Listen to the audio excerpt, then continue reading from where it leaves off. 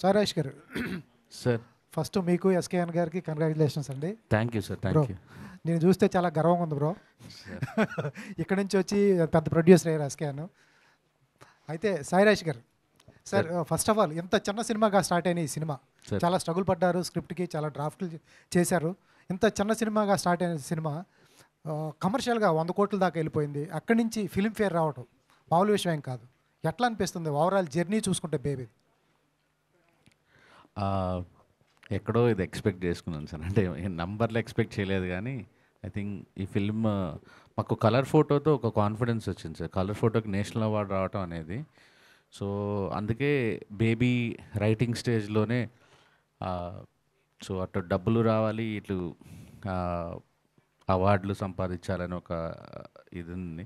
But నాకు Filmfare రావడం అనేది ఫస్ట్ ఫిలింఫేర్ చాలా చాలా చాలా ఆనందంగా ఉంది. అంటే సినిమా రిలీజ్ అయినప్పుడు ఎంత ఆనందంగా ఉందో ఈ 2 రోజుల నుంచి వస్తున్న ఫోన్ కాల్స్, పొగట్లు అవన్నీ చాలా చాలా సంతోషంగా ఉంది సార్. హిందీ ఎప్పుడు స్టార్ట్ చేస్తున్నారు sir? Maybe October first week నుంచి షూటింగ్ స్టార్ట్ అవుతుంది సార్. అనంత శ్రీరామ్ గారు సార్ సార్, ఓ 2 మేఘాలు ఇలా దాన్ని ఒక్కసారి మా కోసం ఒక్కసారి పాడరా మీరు? ఎందుకంటే విజయ్ గారిది బాగోదు గొంతు అని చెప్పారు.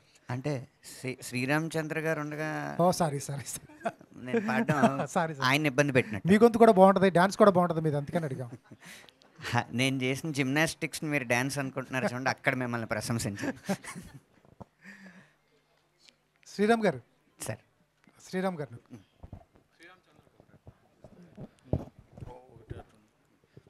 సార్ ఒకసారి మీ సాంగ్తో స్టార్ట్ చేయండి సార్.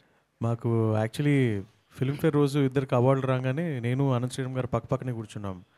అయితే ఇప్పుడు అనంత శ్రీరామచంద్ర అయిపోయిందండి అన్నారు. సో మీరు శ్రీరామ్ గారు అంటే నాకు అది గుర్తొచ్చింది, అనంత శ్రీరామచంద్ర అని పిలిస్తే ఇద్దరం పలికేస్తాం. ఓకే, పాట పాడమంటారండి? Of course.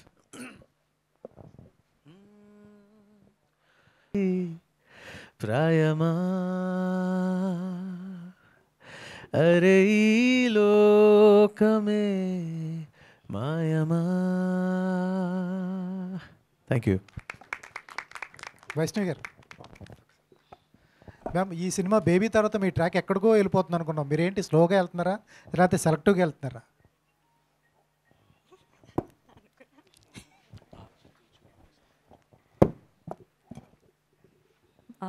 ఆచి తూచి వివరిస్తున్నారని చెప్పంటున్నారండి. వైష్ణవ్ గారు, హాయ్ మ్యామ్. అయితే మూవీకి మీరు సైన్ పెట్టేటప్పుడు కూడా చాలా ఆలోచించి ఏడ్చి మరీ సైన్ పెట్టారు. అంటే తెలుగు వాళ్ళు ఈ మూవీని ఎట్లా తీసుకుంటారో మీ క్యారెక్టర్ని అని చెప్పి అనుకున్నట్లుగానే క్యారెక్టర్ సక్సెస్ అయింది. దాని తర్వాత మీ పోస్టర్స్ చూసి చెప్పుతో కొట్టిన ఆ వీడియోలు చూసాము, మిమ్మల్ని తిట్టిన వీడియోలు చూసాము. అంటే పబ్లిక్ అంతలా ఓన్ చేసుకున్నారు మీ మూవీని కావచ్చు, మీ క్యారెక్టర్ని. ఎట్లా అనిపించింది? ఫస్ట్ మూవీతోటే ఫిల్మ్ఫేర్ కొట్టేశారు, నెక్స్ట్ మేబీ నంది అవార్డు కూడా రావచ్చు. అసలు నాకు బేబీ సినిమా వచ్చినప్పుడే నా హ్యాపీనెస్ చాలా క్లౌడ్ 9లో ఉండిందండి. ఇప్పుడు ఈ అవార్డు రావడంతో నిన్న ఈ అవార్డు నేను చేతిలో పట్టుకోగానే నాకు 3 years ఆఫ్ జర్నీ బేబీ కోసం, బేబీలో ఎక్స్పీరియన్స్ అయిన మెమొరీస్ అన్నీ నాకు గుర్తొచ్చేసాయి. ప్లస్ అవ్వనివ్వండి, మైనస్ అవ్వనివ్వండి, అన్నీ చాలా చాలా గర్వంగా ఉంది. చాలా మోటివేషన్ ఇస్తుంది నాకు ఈ అవార్డు రావడం. చాలా హ్యాపీగా ఉన్నా.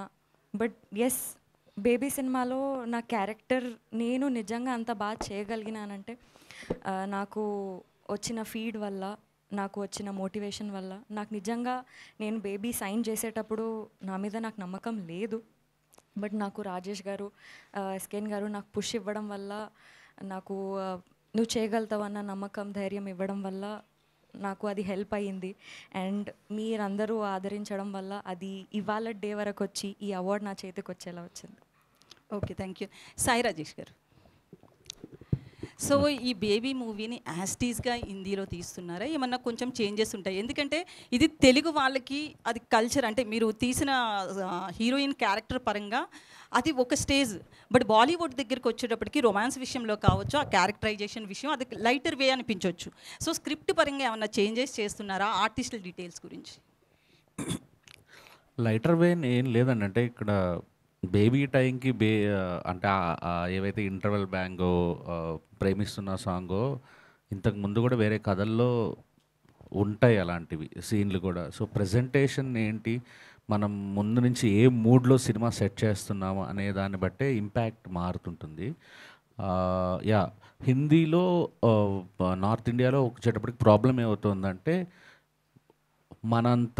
మనకంటే కొద్దిగా ఒక మెట్టు అడ్వాన్స్డ్ ఉంటారు థాట్ ప్రాసెస్లో, అంటే మీన్ ఈ కల్చర్ పబ్ కల్చర్ విషయంలో. సో దాన్ని తగ్గట్టుగానే కొన్ని చేంజెస్ అయితే చేసుకున్నాను. బట్ ఆ సోల్ మాత్రం ఎక్కడ మిస్ కానివ్వట్లేదు. ఎందుకంటే ఆ ప్రేమ ఏదైతే ఉందో, దాని పెయిన్ ఏదైతే ఉందో ప్రపంచంలో ఒకేలాగా పలుకుతుంది. సో దాన్ని అయితే మిస్ చేయట్లేదండి. అందుకనే తెలుగు అమ్మాయి వైష్ణవిని తీసుకోవట్లేదా మూవీలో? ఇక్కడ తెలుగు అమ్మాయిని తీసుకున్నప్పుడు హిందీ సినిమాకి హిందీ అమ్మాయిని తీసుకోవాలి కదండి. బట్ తెలుగు డైరెక్టరే కదండి మీరు. కరెక్టే. ప్రాబ్లం ఏమైందంటే అక్కడ స్పాట్ డబ్బింగ్ ఉంటుంది యూజువల్లీ. అక్కడ ఇక్కడే మాకు చాలా ప్రాబ్లం అయింది. వైష్ణవే కానీ ఆనంద్ కానీ చేసిన యాక్టింగ్లో ఒక 60% మాత్రమే వీళ్ళు డబ్బింగ్ చెప్పగలిగారు.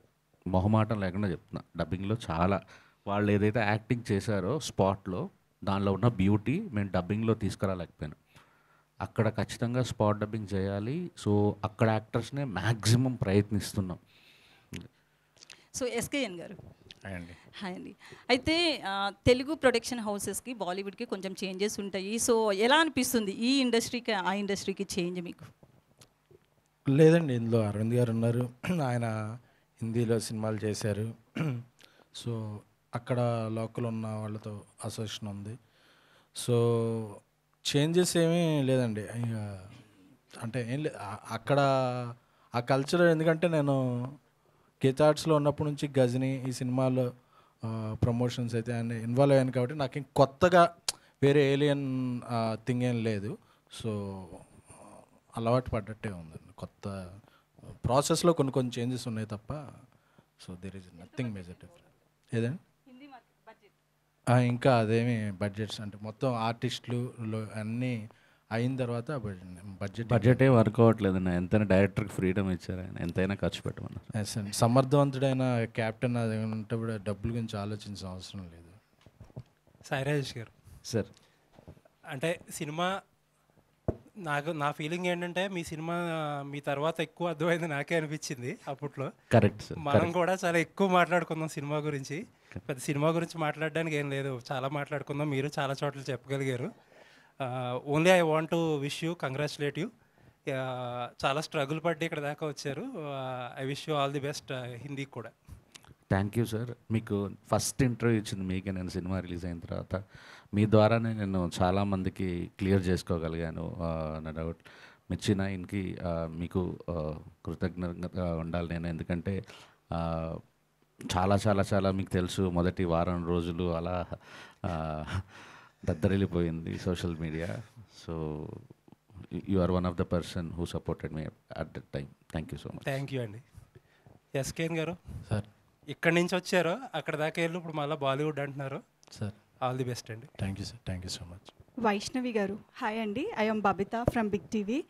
కంగ్రాచులేషన్స్ అండి. ఫస్ట్ ఆఫ్ ఆల్ అంటే ఇదేమి ఓవర్ నైట్ స్టార్డమ్ కాదు. మీకు ఒక షార్ట్ ఫిలిమ్స్ నుంచి క్యారెక్టర్ ఆర్టిస్ట్ నుంచి ఒక హీరోయిన్గా ఈరోజు ఇట్లా ఫిలిం అవార్డ్స్ తీసుకున్నారు.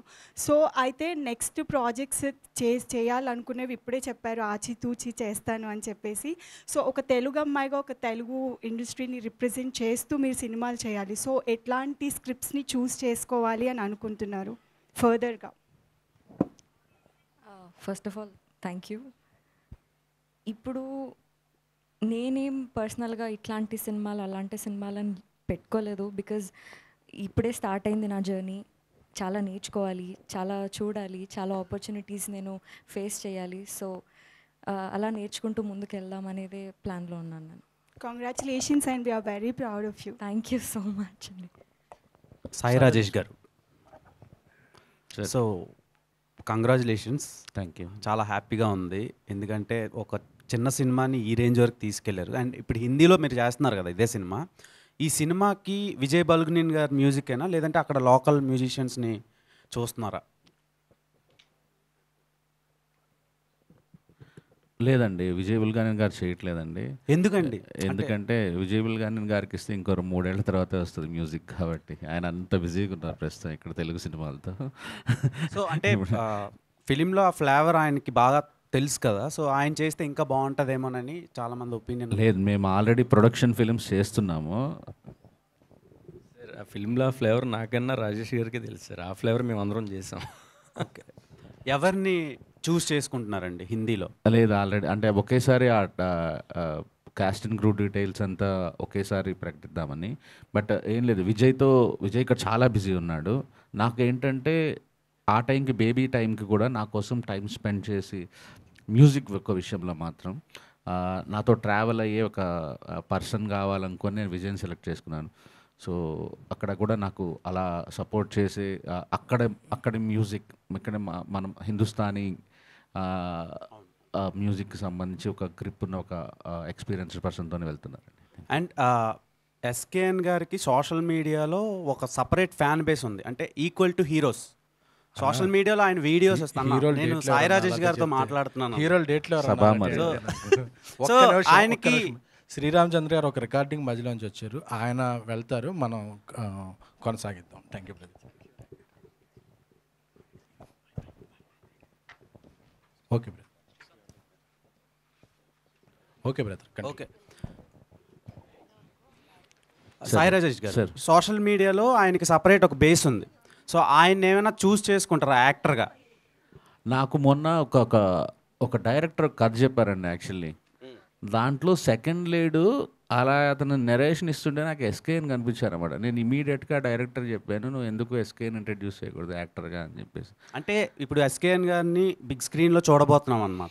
చూడాలని మనస్ఫూర్తిగా కోరుకుంటున్నాను అండి. నేను ఆ ప్రయత్నాలు కూడా నా సైడ్ అయితే నేను గట్టిగా చేస్తున్నాను. ఆ డైరెక్టర్కి కూడా చాలా ఫోర్స్ చేస్తున్నాను, అతను ఎలాగైనా మీరు హీరో చేయండి అని చెప్పి.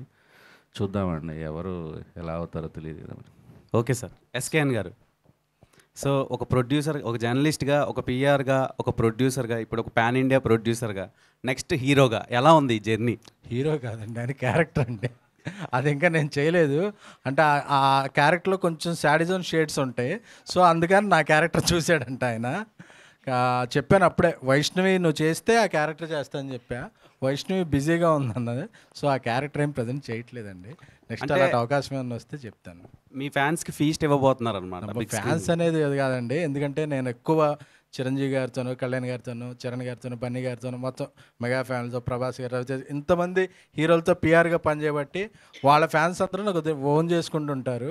అలాగే సోషల్ మీడియాలో కొంచెం పంచ్లో మాట్లాడదాం, దాని ఫ్యాన్స్ అనే పెద్ద పదం అంటే ఫ్రెండ్స్ అనుకోండి, నా ఫ్రెండ్స్ వాళ్ళు. ఎలక్షన్స్ టైంలో మీరు ఒక ట్వీట్ వేశారు ఒక పర్సన్ మీద, వెళ్ళి ఆటో కూడా గిఫ్ట్ ఇచ్చారు. అవునండి. సో దాని మీద ఆడియన్స్లో మీ మీద ఒక హీరోకి ఉండే ఫీల్తో కొన్ని ట్వీట్స్ వేయడం, ఆ రెస్పాన్స్ అండ్ ఫ్యాన్ బేస్ పెరగడం జరిగింది. దాని మీద మీ ఒపీనియన్ ఏంటి?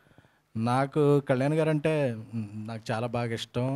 ఆయన ఎలక్షన్ క్యాంపెయిన్లో పనిచేసి నాకు అభిమాని, నా చిన్నప్పటి నుంచి నా అభిమాని కాబట్టి పిఠాపురంలో కొన్నాళ్ళు ప్రచారం చేయడం జరిగింది. జరిగినప్పుడు ఆవిడ ఎక్కడో వీడియో చూసే ఎలక్షన్ రోజు ముందు రోజు, నా కళ్యాణ్ గారు విన్ అయితే మా ఆయన రిక్షా తొక్కిన డబ్బుతో ఊరంతా పార్టీ ఇస్తుంటే, అంటే వాళ్ళు రిక్షా తొక్కున్నప్పటికీ కళ్యాణ్ గారి మీద అంత అభిమానం చూపించింది అనేవాడికి నాకు వెంటనే ఒక అభిమానిగా స్పందించా.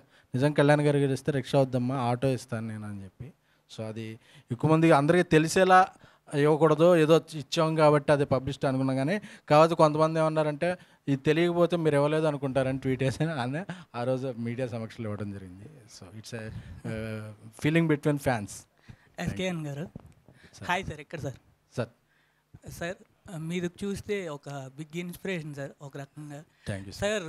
మీవి ఇన్ని శ్లోకాలు, ఇన్ని సూక్తులు, అంటే ఎన్ని రకాల పోయమ్స్, ఇంత లోక జ్ఞానాన్ని ఎలా అచీవ్ చేయగలిగారు sir? First of all me inspiration ఎవరు సార్? స్వాతి సపరవారి పత్రిక.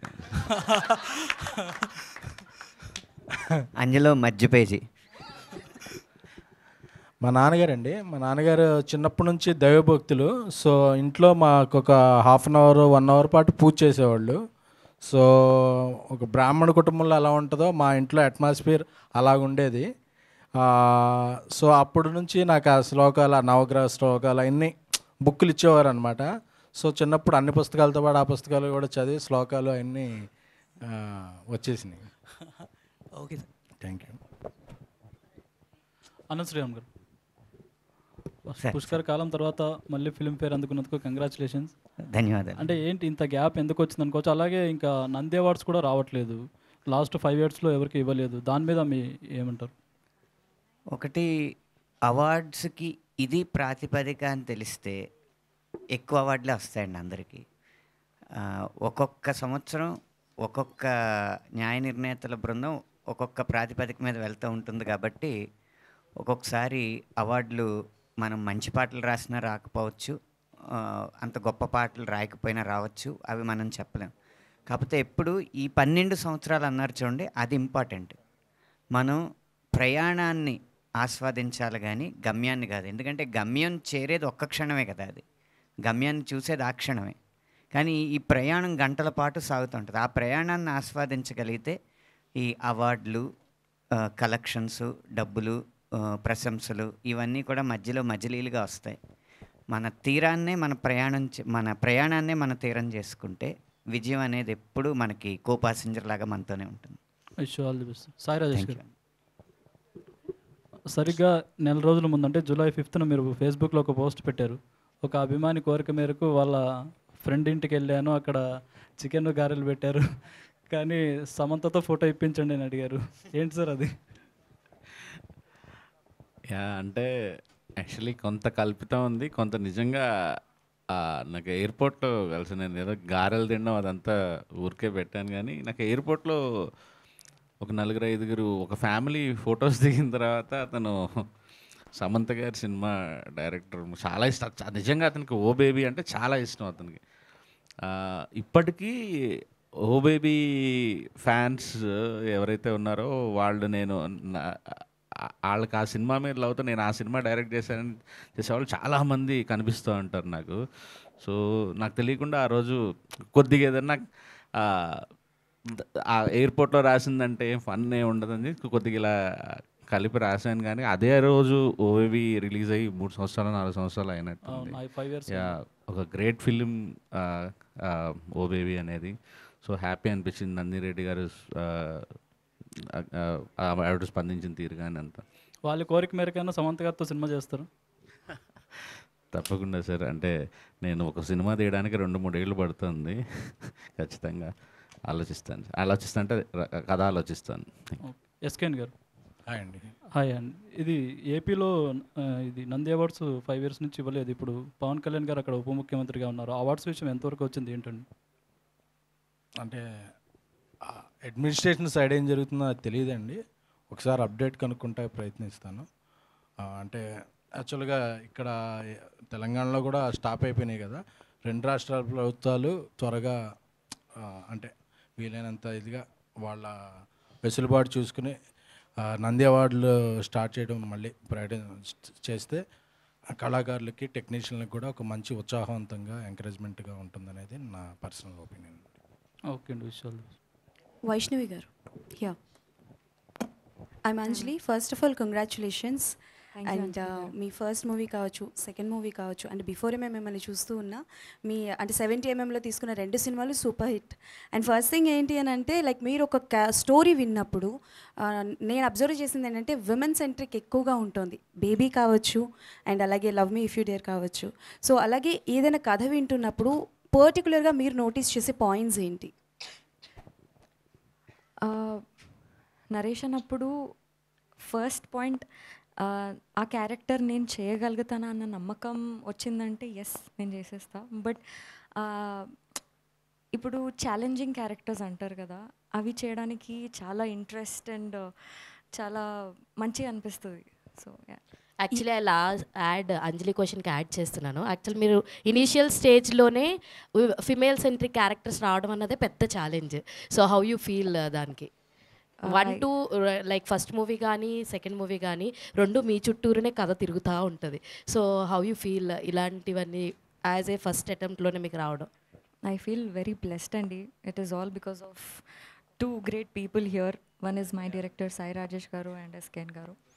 సో డెఫినెట్గా చాలా మంచిగా అనిపిస్తుంది యాక్ట్ చేయడానికి, పర్ఫామ్ చేయడానికి. అది చాలా మంచి స్కోప్ కదా. సో యా చాలా మంచిగా అనిపిస్తుంది. సాయి రాజేష్ గారు Yeah, hi. Hi. First of all congratulations. Thank you. So బేసికల్గా మీరు చేసిన సినిమాలు మీకు కామెడీ టైమింగ్ చాలా బాగుంటుంది, అట్ ద సేమ్ ఎమోషన్గా కూడా మనుషుల్ని కూర్చోబెట్టేస్తున్నారు. నెక్స్ట్ తెలుగు ప్రాజెక్ట్ సేమ్ కాస్ట్తో తీసే అవకాశాలు ఏమైనా ఉన్నాయా, or else next Telugu projects ఏమి వస్తున్నాయి, ఏం ఎక్స్పెక్ట్ చేయొచ్చు మీ దగ్గర నుంచి? అంటే హిందీ తర్వాతేనండి. ప్రస్తుతం అయితే నేను ఒక కథ అయితే రెడీ చేసి పెట్టుకున్నాము. దానికి కాస్త అంటే కొద్దిగా పెద్ద హీరో కావాల్సి వస్తుంది అనమాట. సో మేబీ వెయిట్ చేస్తాను బేబీ హిందీ అయిన తర్వాత. సో అన్నీ కుదిరితే ఆ ప్రాజెక్ట్ చేస్తాను, లేదంటే మళ్ళీ ఓకే సంపూర్ణ అయినా చేస్తాను. Okay. So baby Hindi version గురించి I want to ask. So ఇక్కడ ఎలా నేటివిటీకి తగ్గట్టు అందరినీ కాస్ట్ చేశారు, తెలుగు నుంచి ఎవరినైనా సరే బేబీ కాస్ట్ నుంచి ఎవరినైనా ఆ పర్టికులర్ క్యారెక్టర్ హిందీలో కూడా తీసుకునే అవకాశం ఉందా, లేకపోతే అక్కడ నేటివిటీకి సంబంధించే క్యారెక్టర్స్ కావచ్చు, కాస్టింగ్ కావచ్చు తీసుకుంటున్నారు? నాకు డబ్బింగ్కి ప్రాబ్లం రాకూడదు అనే ఒక ఉద్దేశంతో అక్కడ కాస్టింగ్ చేస్తున్నానండి. ఒకవేళ ఇక్కడ కానీ వాళ్ళు కానీ ఇక్కడ యాక్టర్స్ కానీ అంత ఫ్లూయెంట్గా ఉంటే ఖచ్చితంగా అక్కడికి తీసుకెళ్ళి చేయించడానికి ప్రాబ్లం లేదు. సో ఓన్లీ భాష మీద పట్టుండాలి అనే ఒక మైండ్లో పెట్టుకొని కాస్టింగ్ జరుగుతుందండి అక్కడ.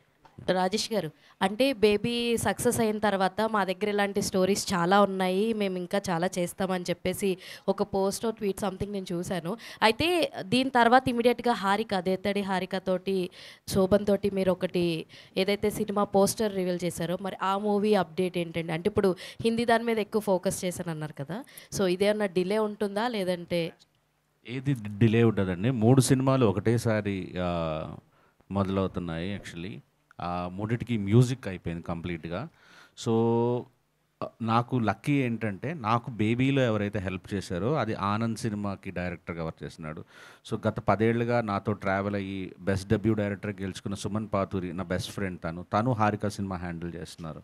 సో ఎటువంటి ప్రాబ్లం లేదు. నేను జస్ట్ కథ రాశాను కాబట్టి కథకి వాళ్ళు కరెక్ట్గా న్యాయం చేస్తున్నారా లేదా అని ఒక్కటి మాత్రం చెక్ చేసుకుంటా ఎవ్రీడే ఉంటారండి. అది 3 సినిమాలు సైమల్టేనియస్గా జరుగుతాయి. వైష్ణవి గారు, this is Sanjay from India glitz. Hi Sanjay గారు. సో మీరు ఆఫ్టర్ బేబీ బిఫోర్ బేబీ మీలో మీరు చూసుకున్న డిఫరెన్స్ ఏంటి? నో డిఫరెన్స్ అండి. I still have that is. అంటే కెరీర్లో మీరు చూసుకున్న డిఫరెన్స్ ఏంటి? లర్నింగ్. ఫస్ట్ బేబీకి కొంచెం నేర్చుకున్నాను, తర్వాత చూస్తున్నాను, నేర్చుకుంటున్నాను, ఫాలో అవుతున్నాను. ఇట్ ఈస్ ఆల్ లర్నింగ్ అంతే. ఓకే, థ్యాంక్ యూ అండి. సార్ ఎస్కేఎన్ గారు, సార్ ఇక్కడ సార్ సాయి రాజేష్ గారు, సార్ ఇక్కడ సాయి రాజేష్ గారు బిఫోర్ మూవీస్ చూస్తే పెద్ద చెప్పుకోదగ్గ సినిమాలు కూడా కాదు. బిఫోర్ సంపూర్ణేష్ బాబుతో తీసిన సినిమాలు కానీ, తర్వాత కలర్ ఫోటో తర్వాత ఆయన నిరూపించుకున్నాడు. ఆ తర్వాత ఇప్పుడు బేబీ సినిమా తీయడానికి మీరు ఆయన్ని నమ్మడానికి గల రీజన్ ఏమైనా ఉందా సార్ స్టోరీ చెప్పినప్పుడు? అంటే నా దృష్టిలో ఆ 2 కూడా చెప్పుకోదగ్గ సినిమాలే అండి. అంటే చెప్పుకోదగ్గ సినిమా అని ఎప్పుడు అనుకుంటాం అంటే, ఒక ఊరు పేరు లేని అసలు ఎవ్వరో ఏంటో తెలియని ఒక అతన్ని పెట్టి సంపూర్ణేష్ బాబుని పెట్టి తీస్తే సంజయ్ 35 థియేటర్ 90% ఫుల్ అయింది.